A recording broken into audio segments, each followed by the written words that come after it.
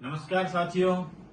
अभी आपसे मैंने एक वीडियो के माध्यम से एक जानकारी आपको उपलब्ध करवाई थी कि बहुत ही जल्द आपके सामने एक श्रृंखला की शुरुआत मैं करने जा रहा हूं कि जिस प्रकार रोज आपके सामने नए नए विषय नए नए शब्द आपके सामने आते हैं मीडिया के माध्यम से, और जिनकी जानकारी के अभाव में हम उन खबरों के महत्व को समझ नहीं पाते हैं, क्योंकि वह कहीं ना कहीं हमारे जीवन को प्रभावित करती हैं, चाहे वो वर्तमान हो या हमारे भविष्य हो। सभी बातों को वह हमारे प्रभावित करती हैं। राजनीतिक, आर्थिक और सांस्कृतिक रूप से ही वह कहीं ना कहीं हमारे जीवन पर प्रभाव डालती हैं। वैसी ही बात आज मैं आपके साथ करने जा रहा हूं। आप एक शब्द लगातार पिछले 3-4 दिन से सुन रहे हैं, एससीओ। एससीओ को आपने अभी print media, social media, electronic media या व्हाट्सएप सभी पे आप देख रहे होंगे कि एससीओ में अभी माननीय प्रधानमंत्री जी 2 दिवसीय कार्यक्रम पे जा रहे हैं, जिसे तियानजिन चाइना में, जिसको चीन में जिसे आयोजित किया जा रहा है। तो यह क्या है एक्चुअली? अब हम इसकी बात करें अगर एससीओ की, तो एससीओ एक यूं कहें कि संघाई सहयोग संगठन के नाम से यह एक संगठन है, और जिसमें अभी वर्तमान में 10 सदस्य हैं इसके। पर इसकी शुरुआत कहां से हुई? इसकी शुरुआत हम यूं कहें संघाई 5 के नाम से इसकी शुरुआत की गई 1996 के अंदर। और जब इसकी शुरुआत की गई तो इसके अंदर आपके इस संघाई 5 में China, Russia, Tajikistan, Kyrgyzstan, Kazakhstan, यह 5 देश इसमें शामिल किए गए थे। और इन्हें ये 5 देश शामिल हुए भी इसलिए, और संघाई 5 को बनाया भी इसलिए गया, इसका गठन भी इसलिए किया गया क्योंकि इन सभी देशों की सीमाएं काफी एक दूसरे से लगती थी, और काफी लंबी सीमाएं थी, और सीमाओं का विवाद बहुत था। इस विवाद को समाप्त करने के लिए संघाई 5 बनाया गया। 2001 में जब इसमें उज्बेकिस्तान छठे सदस्य के रूप में शामिल हुआ, तो संघाई 5 अब एससीओ के नाम से जाना जाने लगा। यूं कहें संघाई आपका जो सहयोग संगठन यह शुरू किया गया, और 2002 में इस पे सभी सदस्यों ने इसके चार्टर पे साइन किए, और 2003 में इसे लागू कर दिया गया। और 2017 में जब इसका विस्तार किया गया एससीओ का, तो इसमें भारत और पाकिस्तान भी इसमें सम्मिलित हुए, और इसी प्रकार आगे 2023 में ईरान और आपका जो कहे बेलारूस इसके अंदर शामिल किए गए। तो ये 10 सदस्य आज एक संगठन, अंतर सरकारी संगठन के रूप में, अंतर्राष्ट्रीय संगठन के रूप में यह कार्य कर रहा है। इंटर गवर्नमेंटल इंटरनेशनल ऑर्गेनाइजेशन के रूप में एससीओ आज कार्य कर रहा है। और एससीओ का जो मुख्य उद्देश्य है वह यह है कि यह राजनीतिक, आर्थिक और यूं कहें एक सैन्य संगठन है, और इसका मध्य एशिया के अंदर यह कार्य करता है। अब बात आती है भारत के लिए। भारत का इसमें शामिल होने से भारत का महत्व कैसे बढ़ जाता है भारत के लिए इसका?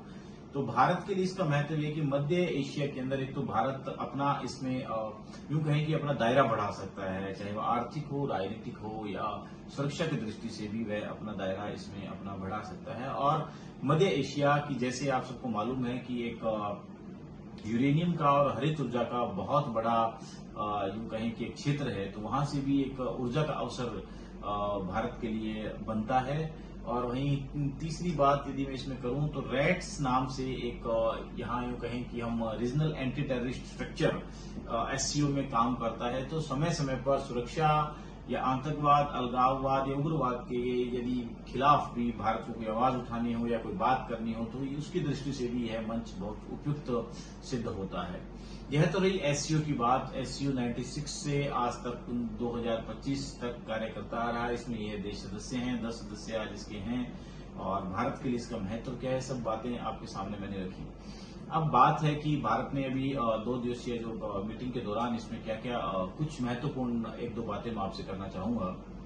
एक तो भारत ने इसके अंदर अभी यूं कहें कि एक पृथ्वी और एक परिवार एक भविष्य की जो बात रखी है, उसको इस सम्मेलन के दौरान एक्सेप्टेंस दी गई है, और यूं कहें कि भारत की इसमें सॉफ्ट पावर को मजबूती यहां पर दी गई है बहुत अच्छे से। तो आज यह बात इन्होंने की। वहीं चाइना जो है, चाइना ने यहाँ पर एक एससीओ बैंक स्थापित करने की बात की, जो आर्थिक रूप से सदस्य देशों को मजबूत करेगा, और इसके अंदर लगभग 1.4 अरब अमेरिकी डॉलर जो हैं वह 3 वर्षों के अंदर चाइना द्वारा एससीओ बैंक को दिया जाएगा और लगभग 11,700 करोड़ रुपए इसमें सदस्य देशों को इसमें दिए जाने का प्रस्ताव है। तो यह बात तो यहाँ तक कि एससीओ के अंदर भारत गया अपना, इस ऐसी स्थिति में भारत ने अपना यह प्रस्ताव रखा है जब एक तरफ अमेरिका टैरिफ की बात कर रहा है, 50% टैरिफ भारत के ऊपर उसने लगा दिया है, जिसकी वजह से भारत का निर्यात बाधित हो रहा है। भारत के अंदर यूं कहें कि एक ऐसी स्थिति उत्पन्न हो गई है जो बेरोजगारी को बढ़ावा देगी, महंगाई को बढ़ावा देगी, वहीं उद्योग को बहुत बड़ा नुकसान इसमें होने वाला है। भारत की जीडीपी इससे बहुत बुरी तरह प्रभावित होगी। तो ऐसी स्थिति में एक दौरा, ये हमारा एससीओ की जो सम्मेलन है, इस सम्मेलन के अंदर भारत का रशिया और चाइना के साथ व्यापारिक रूप से, आर्थिक रूप से, यूं कहें कि राजनीतिक रूप से यह दौरा बहुत महत्वपूर्ण हो जाता है।